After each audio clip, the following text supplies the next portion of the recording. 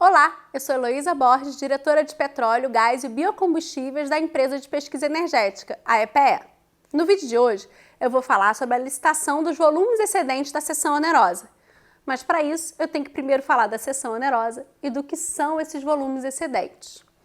Bom, a cessão onerosa é um regime contratual que foi criado em 2010, através do qual o governo federal cedeu onerosamente à Petrobras o direito de produzir até 5 bilhões de barris de petróleo em um conjunto, na época, de 10 blocos exploratórios. A Petrobras explorou esses blocos, desenvolveu os campos e se identificou que lá havia muito mais do que os 5 bilhões de barris. E aí, o governo federal tinha um problema bom. Como monetizar e aproveitar essa reserva excedente, essa reserva adicional que foi descoberta? Bom, esse volume adicional se convencionou chamar de volume excedente da cessão onerosa. E aí, lá em 2017, 2018, começaram os debates sobre a estruturação de uma nova licitação, a licitação dos volumes excedentes da cessão onerosa. Como os campos em questão estão dentro do polígono do pré-sal, essa licitação, esses novos volumes teriam que ser contratados sob regime de partilha de produção, que já é um regime diferente do regime original desses campos, que é o regime de cessão onerosa. Para compatibilizar essas coisas e fazer o arcabouço jurídico necessário para essa exploração, para a exploração dos volumes excedentes funcionar, o governo precisou criar alguns novos conceitos.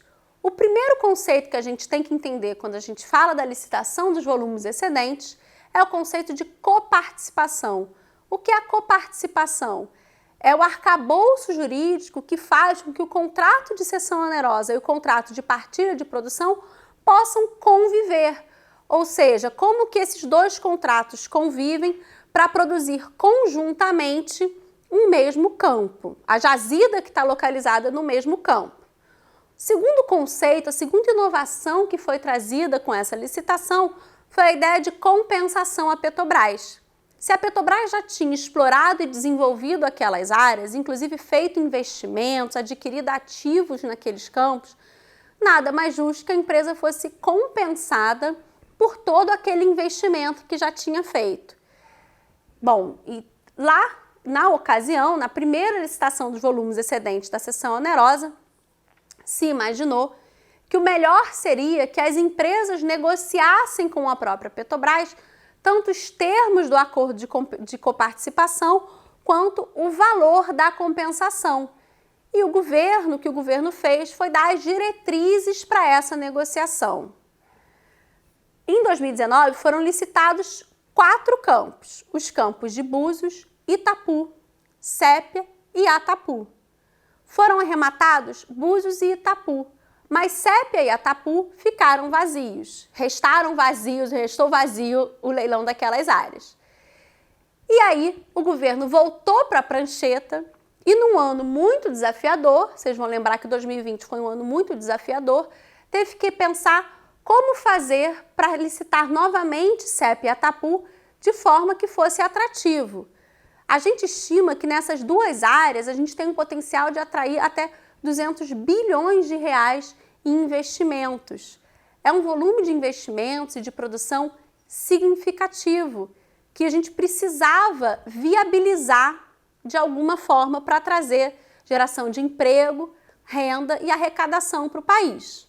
Bom, como eu falei, o governo voltou para a prancheta e pensou como fazer para tornar essa nova licitação mais atraente, mais atrativa para os investidores. O que foi feito então? O governo decidiu que ia estabelecer o acordo de coparticipação, ou seja, esse acordo não seria mais livremente negociado entre as partes a partir de algumas diretrizes, mas já seria determinado pelo governo e seria parte integrante do pré-edital. Um segundo ponto de modificação foi que o governo negociou os valores da compensação, ou seja, ao invés de dar as diretrizes para que as empresas negociassem, o governo negociou esses valores da compensação. Na verdade, a PPSA, que é uma empresa pública federal, negociou esses valores em nome do governo e chegou a um valor fixo. Então agora as empresas, nesse novo leilão, elas já sabem o acordo que vão assinar e quanto vão pagar à Petrobras. Além disso, foram revistos todos os parâmetros técnicos e econômicos da licitação, buscando aumentar a atratividade dessas áreas e garantir à União a atração de investimentos e a efetiva monetização das jazidas. Então agora em 2021 teremos o segundo leilão dos volumes excedentes da cessão onerosa, que vai contar com a oferta das áreas de Sépia e Atapu. E a gente espera que dessa vez consigamos atrair os investimentos necessários para o nosso país. Era isso que eu tinha para falar por hoje. Até o próximo!